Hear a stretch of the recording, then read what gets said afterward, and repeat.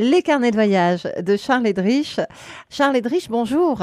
Ah, bonjour. Alors, racontez-nous ce qui s'est passé depuis samedi dernier, parce que le grand départ, c'était il y a une semaine. Eh bien, donc, tout se passe on ne peut mieux. Donc, je suis arrivé à Tutuyaktuk, donc le petit village inuit dans lequel j'ai laissé mon rameur des glaces pour l'hivernage. Je l'ai retrouvé en très bon état. Et donc, les préparatifs sont faits. Là, je suis prêt pour le départ depuis maintenant même 2 ou 3 jours.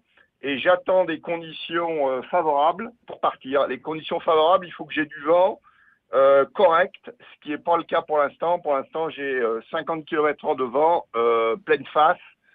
Et à la rame, c'est des conditions qui ne conviennent pas du tout. Donc, normalement, ça devrait être bon pour demain, dimanche. Normalement, là, j'ai une très bonne fenêtre météo pour demain matin, dimanche, avec soit pas de vent du tout, ce qui est parfait pour la rame, soit du vent de 3 quarts arrière, très léger, ce qui est également très bien. D'accord.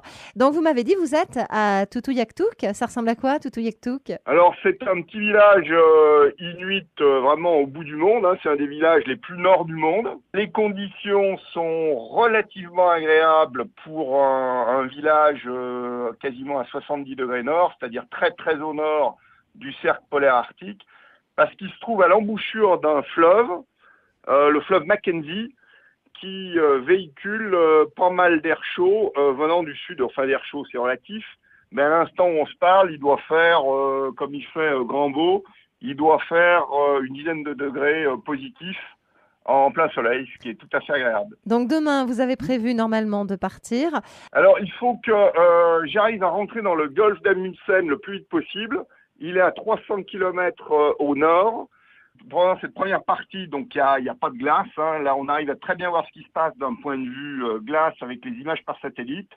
Et après, j'arrive dans des zones beaucoup plus resserrées entre les îles et les canaux. Il n'y a pas d'urgence pour que j'y sois, parce que pour l'instant, il y a encore un peu de glace. Donc, et là, les choses vraiment sérieuses vont commencer. Donc, pour l'instant, là, tout va bien. Pas de difficulté au programme. Non, aucune difficulté. Donc, j'ai fait les derniers préparatifs, c'est-à-dire j'ai dérouillé mon fusil en tirant quelques balles à l'extérieur du village. Donc, j'ai vérifié que tout marchait bien. J'ai changé les routes de roller de mon banc de nage qui était complètement rouillé. Également, j'ai allégé le bateau. J'ai supprimé tout le système électrique.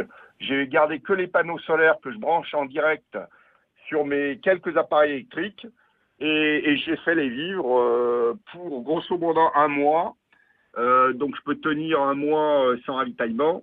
Jusqu'à l'arrivée, il y a à peu près 6 petits villages dans lesquels je vais faire une escale en me ravitaillant en nourriture en eau, ce qui me permet d'avoir un bateau le plus léger possible pour ramer le plus vite possible entre les escales. Voilà, Charles Edrich, donc les carnets de voyage de Charles Edrich.